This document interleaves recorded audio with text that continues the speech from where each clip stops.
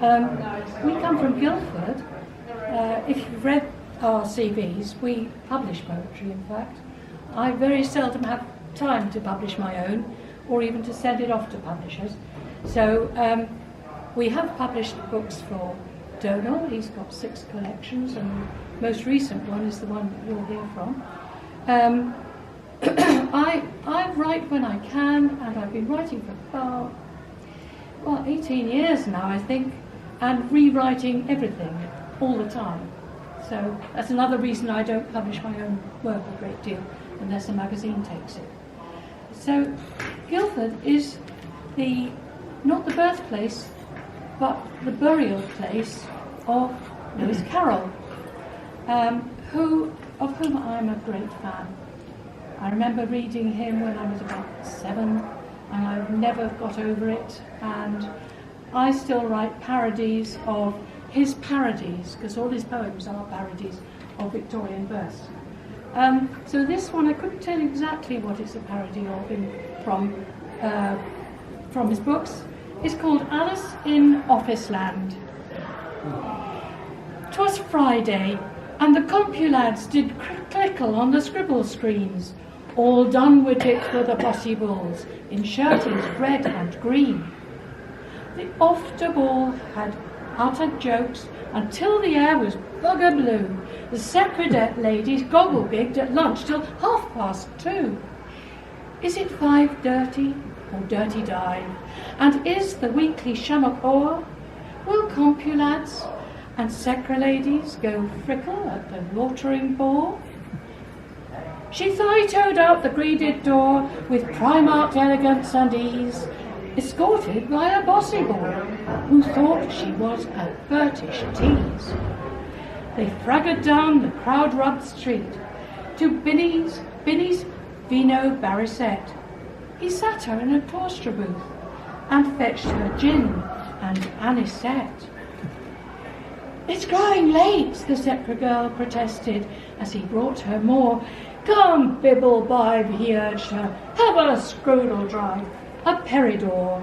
And so the night went woofing by. Let's body rub, he said to her. They found a room in Palmer's Green and fiddle-fingered up the stairs. Come to my arms, my bossy boy. Tell me you have no Wookie wife. He told her bylines, spun a tale about a simplifying life. But suddenly the door bursts wide. His Wookie wife stands blawing there, with law divorces at her side. Alice, don't fall off that chair. Where is that work I'm waiting for, that database to be completed? There's work to do, or there's the door. My fantasy deleted.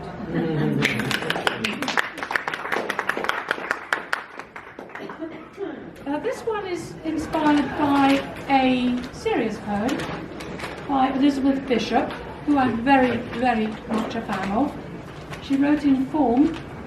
She wrote this inspiration as with an L, in fact.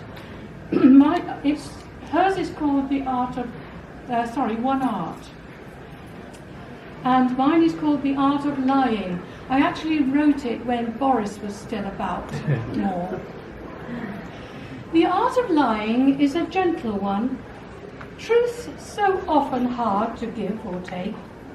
Lying can be kind when all is said and done.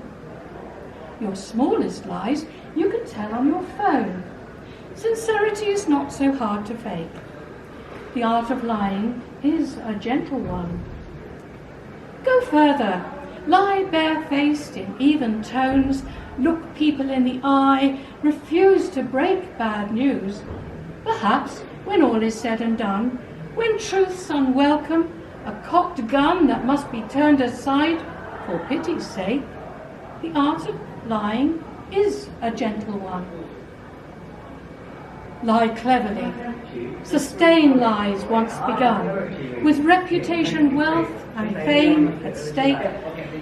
Are those lies kind when all is said and done? I said, I'll love you always to someone.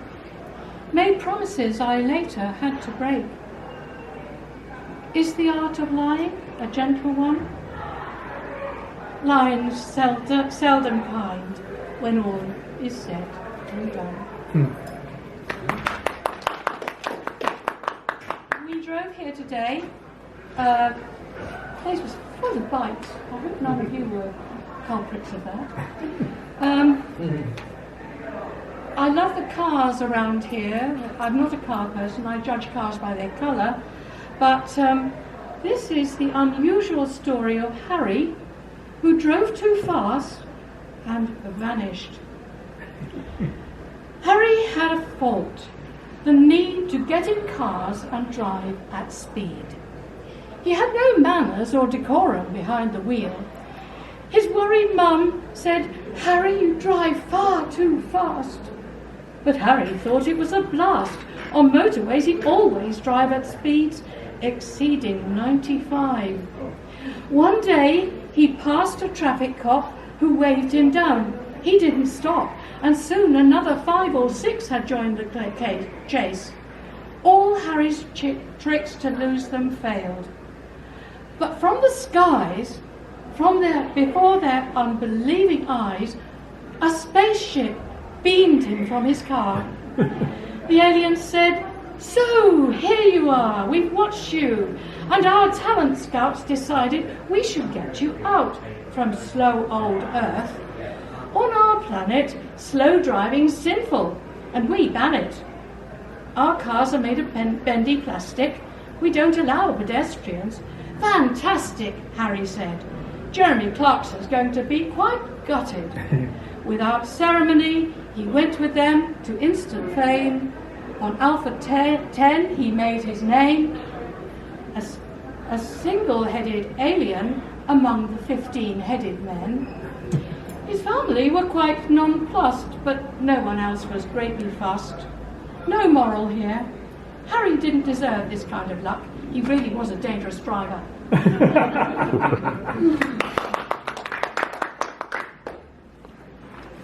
Here's my partner and husband now, lovely Donal. I've given them various names in the past, and here's a poem about some of them. It's called What's in a Name. I hope I can read it. I've seldom read this one aloud. Leomantic beetle face, rocker tanker toes, Buddha breath, haiku Harry, Dempsey sexy nose, signage spotter, super coolant, photo snapper meister, your Jack sprang out the box, you're a leprechaun word heister. In the history of mankind, you're Homo extrematus, Homo kissy kiss kiss, and quite often Homo erectus. Image cruncher, number killer, Donal of the mighty spear, your power never wavers, nor does my love. Don't fear. Shucks. And I'm going to read you 1 or 2 poems about my mother. Like many daughters, I had, poor mum, she's dead now, but I had a very mixed relationship with my mother. She was always entertaining, mind you. Got a couple of poems about things that happened when I was still 15, maybe. Retirement plans. When I grow old, said my mother, I'll change my life. I'll rent a garret on the left bank of the Seine in Paris. Give up being a mother and a wife. Spend my days painting. Drink red wine all night. My friends will be artists. Maybe I'll write. But what about Dad? I objected. My mother reflected. He'll be okay, she said. He'll buy a jalaba, sandals, a scarab, and live in the desert along with the Arabs. He's learning the lingo at evening class. He'll go over to Egypt. I thought, what a gas. I'll spend April in Paris, winter with Dad. There was going to be some fun to be had. I hoped that my parents' dreams all would come true, but after all that, they just moved down to Bude. That's a true story. My mother actually, they'd already moved down to Cornwall, where you never get accepted unless your grandma was born there, really. So she spent, I don't know how many years, trying to get in with the village. She became the treasurer, the secretary of the Women's Institute, but she never really trusted her fellow members. She thought they were talking about her. And this I've called WI Gate. She flicks the switch. The room is bugged. She smiles to think the girl she's hugged will have a chance now to reveal opinions that they would conceal. She wonders and she hopes and fears what secrets wait her curious ears. When she goes out to make the tea, she knows that gossip will flow free. With their hostess in the kitchen, the ladies turn to open bitching. Tear apart her sense of style, her ever-patronising smile, her way of knowing everything, her hairstyle and her parenting. The way she thinks she's really cute, God's gift to the Women's Institute. When she is once more in the room, the meeting's decorously resumed. When they have left, with thanks and smiles, and she rewinds the tape, she finds her guiles rebounded badly. As she listens, I see an angry teardrop glisten. I ask her, "Mum, will you resign and let them hear the reason why?" "Oh no," she says, "I'll beat those witches. Now I know they're perfect bitches. I know that none of them could be a perfect secretary like me. They'll never know they made me cry, those harpies of the WI."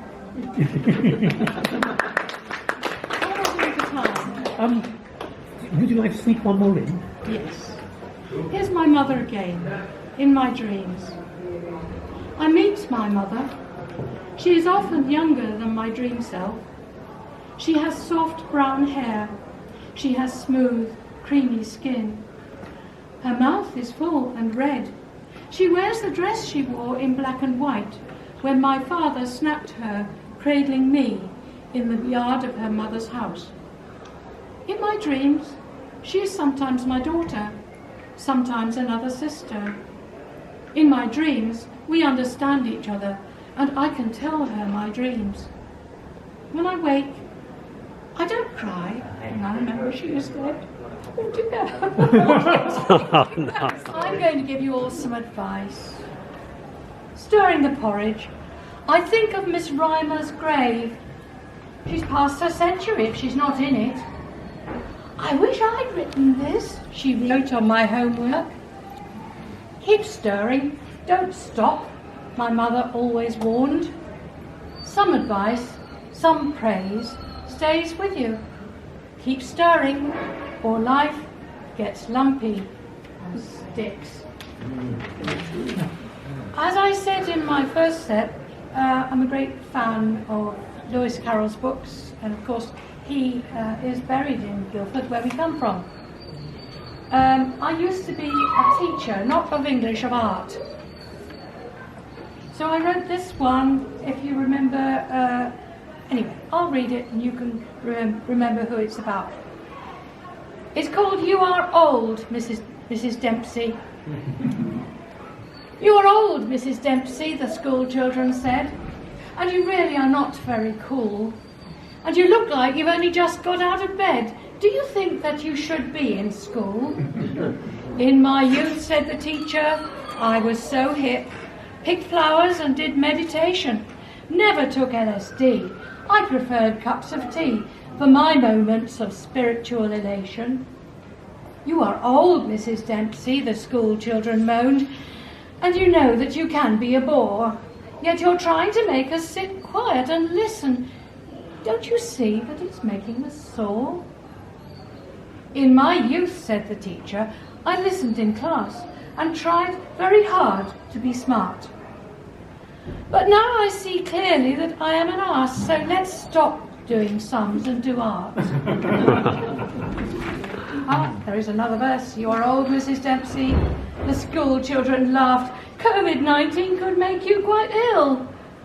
"Okay," said the teacher, "let's all go back home until I wrote this a while ago. There's a pill or a vaccine or at least free medical standard PPE for teachers in school. Now today we drove I'm talking about school.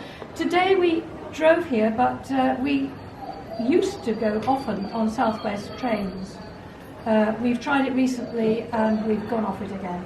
However, this is a little bit of imagination about them. Have ape will travel. Transportation of a monkey on a first-class ticket is forbidden by Southwest Railways. I discovered this fact when travelling in company with my own proboscis monkey. I dressed him carefully in robes and slippers, but the inspector was not fooled, though I noticed a group of gorillas had slipped under his guard.